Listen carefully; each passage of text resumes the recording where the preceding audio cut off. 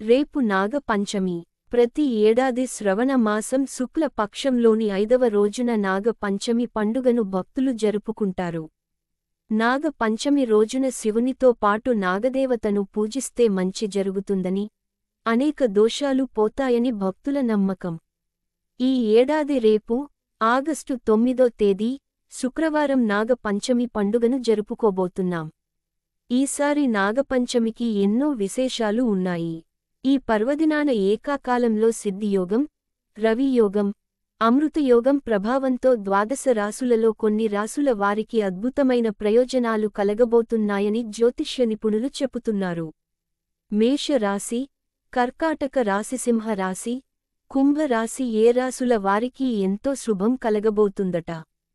అలాగే వేద పంచాంగం ప్రకారం శ్రావణ మాస శుక్ల పక్ష నవమి తిథి ఆగస్టు 8 అర్ధరాత్రి మధ్యాహ్నం 12:36 గంటలకు, అనగా ఆగస్టు 9వ తేదీ ఉదయం అర్ధరాత్రి 12:36 గంటలకు ప్రారంభమై తెల్లవారుజామున 3 గంటలకు ముగుస్తుంది.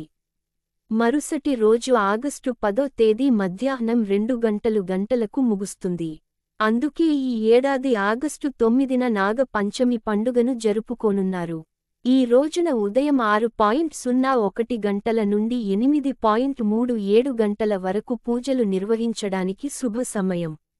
ఈ సమయంలో శివయ్యతో పాటు నాగదేవతను పూజించుకోవచ్చని చెబుతున్నారు.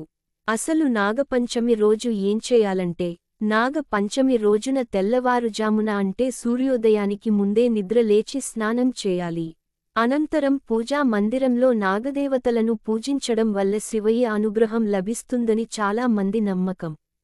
నాగదేవతకు పూజ చేయాలనుకునే వారు ముందుగా పూజ చేసే ప్రాంతాన్ని శుభ్రం చేసుకోవాలి. అనంతరం ఎర్రని వస్త్రాన్ని పరచి, దానిపై నాగదేవత ఫోటో ఉంచాలి.